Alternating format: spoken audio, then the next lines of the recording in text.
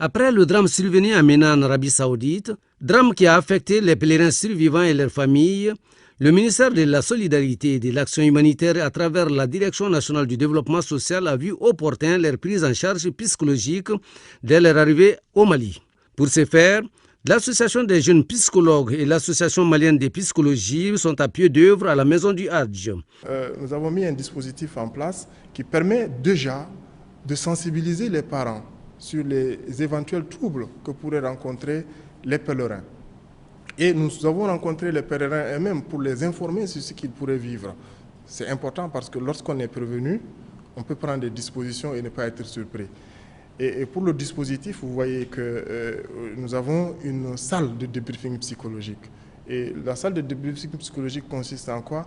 À recevoir un certain nombre de pèlerins, parce que c'est connu, c'est codifié, un certain nombre de pèlerins qui vont verbaliser leur vécu. Et déjà, lorsqu'on arrive à verbaliser ce qu'on a vécu, on diminue la tonalité émotionnelle. Il y a bien sûr, le reste du travail est à faire et accompagner.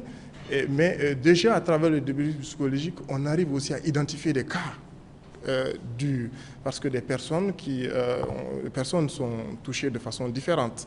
Alors, lorsque nous identifions des personnes qui sont très affectées, nous les prenons en entretien individuel.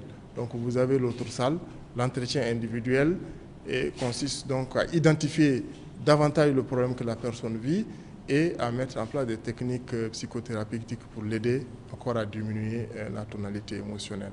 Le ministère de la Solidarité et de l'Action humanitaire n'est pas à son premier geste en faveur des personnes en détresse.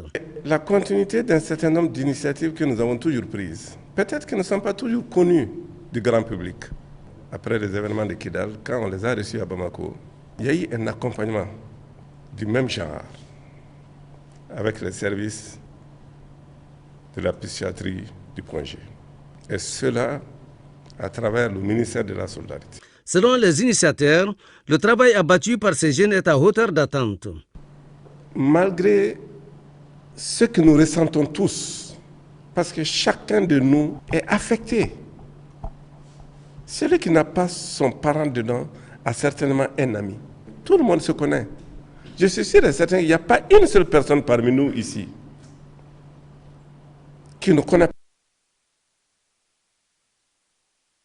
le sens que nous donnons à ce travail. Mais comme je vous l'ai dit, c'est un travail que nous faisons tous les jours. Ce n'est pas seulement à cette occasion que ce travail d'accompagnement en faveur des personnes en détresse, quelle que soit la cause de la détresse. La cellule d'urgence psychologique est résolument engagée à prêter son service à tous nos compatriotes touchés par cette crise. Le soutien moral et psychologique sera relayé par les démembrements du département au niveau région, cercle et commune.